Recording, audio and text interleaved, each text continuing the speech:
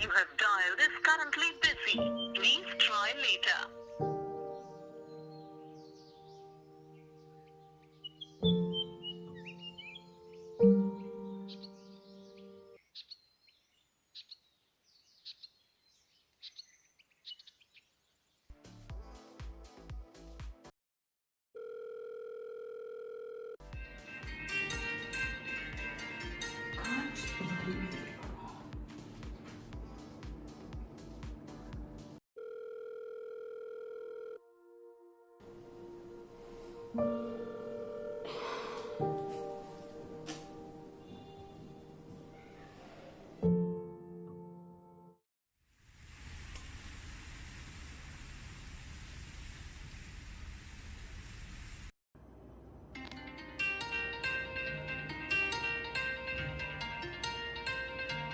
Hey, please pick up the damn phone and tell her that you'll call her back later.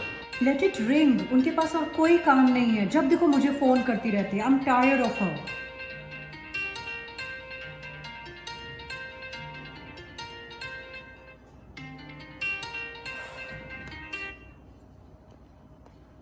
आप क्यों मुझे इतनी बार phone कर रही हैं? मैं करूंगी जब मुझे टाइम मिलेगा. इतनी जल्दी क्या है? कोई मर गया क्या? नहीं बेटा, 1 हफ्ता हो गया था तुम्हारी आवाज सुने. मुझे चिंता हो गई थी. घर पर सब ठीक हैं?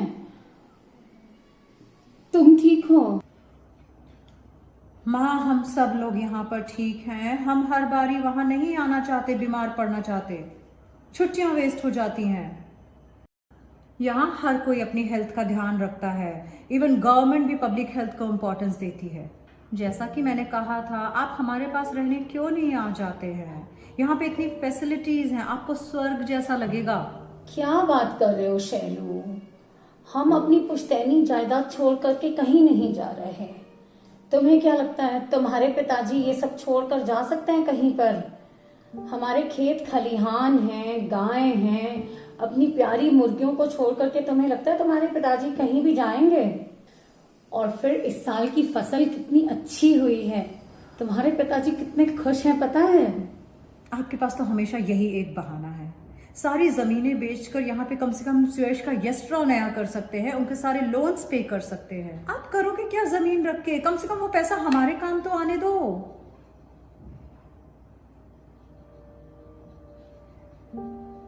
इस बात पे मुझे गुस्सा आती है और आपसे बात करने का मन नहीं करता. आप लोग कभी नहीं बदलोगे. शैलू, ये सब जो तुम गिना रही हो, ये सब भी हमारी ही खेतों की उपज से हुई कमाई से ही तो था. तुम्हारी पढ़ाई भी. और हमें देखो, हम इतने खुश और तंदुरुस्त इसीलिए तो हैं शैलू, क्योंकि हम खेती का काम करते हैं. इन्हीं वजहों से बच्चे वहां नहीं आना चाहते हैं.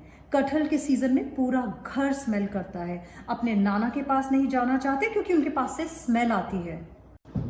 भगवान आप लोगों को अच्छे से रहने का, आराम से रहने का मौका देना चाहता है, पर आप लोगों की किस्मत में ही नहीं है. हमने यहाँ पे अपने फ्रेंड्स को भी नहीं बताया कि हम विलेज से हैं. बच्चे सोचते हैं नाना की गवर्नमेंट जॉब है. उनको सच बताने में मुझे शर्म आती है. सुयश तो कहते हैं जैसे पागल लोग वैसा पागल देश.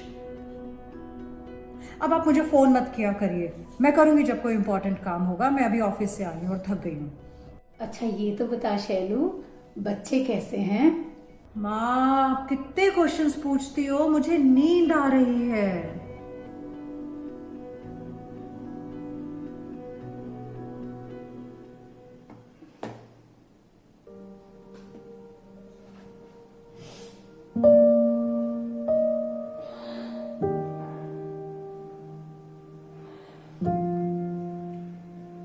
अजी सुनते हो? शैलू का कॉल आया था. तूने फोन क्यों रखा? उससे बात करके बहुत दिन हो गया. बहुत पूछ रही थी आपका. बार बार उसने बोला है कि आप धूप में बिल्कुल नहीं जाएंगे और टाइम से खाना खाएंगे. खाना खा लिया आपने? आ जाइए, मैं परोस देती हूँ.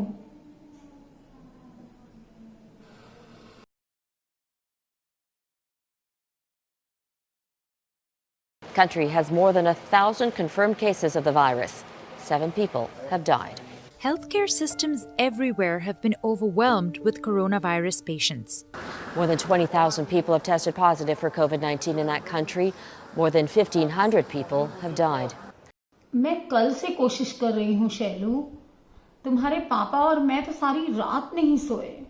पापा ने पैसे भेजे क्या? कल तुम्हारे पापा बैंक गए थे और उन्होंने सारा इंतजाम कर दिया है। कल तक मिल जाएंगे पैसे तुम्हें। यहाँ सब कुछ कंट्रोल से बाहर हो गया है माँ। खाने पीने की कोई भी चीज नहीं मिलती है। शॉप में जाओ तो लाइन में घंटों खड़ा रहना पड़ता है और जब अंदर जाओ तो काम की कोई चीज नहीं मिलती।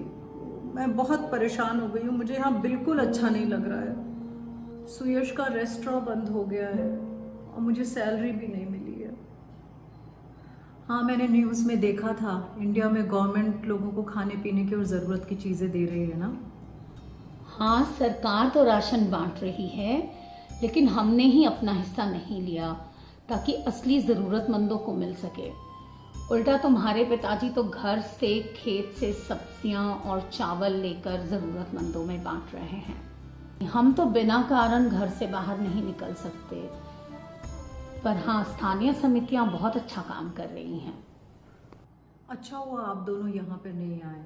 यहाँ बुजुर्ग लोगों को तो हॉस्पिटल में एडमिट ही नहीं कर रहे हैं, सिर्फ यंग लोगों को ही वेंटिलेटर्स दे रहे हैं। मुझे तो सोचकर ही घबराहट होती है। ऐसा क्यों है शैलू? तुम तो हमेशा वहां की सरकार की इतनी तारीफें किया करती थी। तुम हमेशा कहती थी कि वो बहुत संवेदनशील है और तुम लोगों की सारी जरूरतों का ख्याल रखती है। माँ, चीजें यहाँ पर इतनी बिगड़ गई हैं। घर की बहुत याद आती है। हम सबको वापस आने का मन कर रहा है। जैसे ही ट्रैवल शुरू हो जाएंगी हम सब लोग हमेशा के लिए वापस आ रहे हैं। बात जगह की नहीं है बेटा, लोगों की है। बदलाव तभी आएगा जब लोग बदलेंगे। अच्छा हुआ आप लोगों ने मेरी बात नहीं मानी और आप लोगों ने कोई जमीन नहीं बेची। सुयश भी कह रहे थे कि वापस आके पापा के साथ खेती में हेल्प करेंगे और बिजनेस में भी हेल्प करेंगे। अरे ये तो बहुत अच्छी बात है। तुम्हारे पिताजी कहते भी रहते हैं कि नई सरकार खेतीबाड़ी को बेहतर बनाने के लिए काफी कुछ कर रही है और ये सब उनके अकेले के बस का रहा नहीं अब। अच्छा माँ, वो किनारे वाला आम का पेड़, उसमें आम आ गए क्या? आमों की अच्छी पूछी शैलू। कल ही हमने सारे पेड़ों से आम तोड़वाए। अचार वाले अलग रख दिए हैं और खाने वाले अलग रख दिए हैं। जल्दी ही पक जाएंगे। बस तुम्हारा इंतजार है।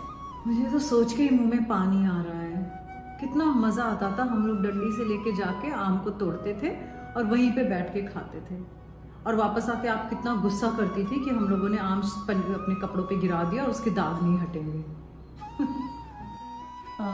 मैं क्या सोच रही थी, तुम्हारे इधर आने के ख्याल से बच्चे खुश होंगे, दामाद जी मान जाएंगे।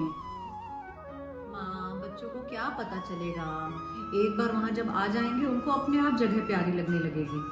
हम भी तो वहीं पे पले बड़े हैं। हम सब वापस आना चाहते हैं माँ। यहाँ पे हमें बिल्कुल अच्छा नहीं लगता है। मुसीबतों से कतराकर भाग जाना तो बहुत आसान है।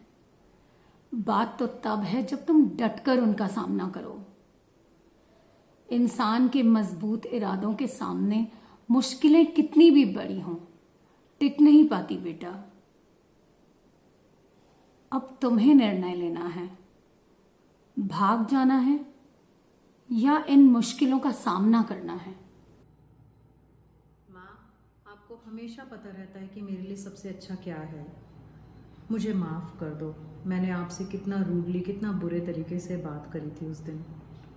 जब पापा घर आ जाएंगे ना तो मैं दोबारा फ़ोन करूँगी और बात करूँगी उनसे, ठीक है?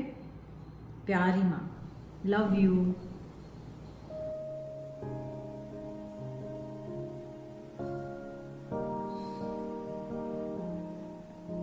ऐ मेरे मालिक, मेरे भगवान, हम सब आपकी बनाई हुई एक छोटी सी हस्ती है। हमें आपकी छत्र छाया के बिना जीना नहीं आता।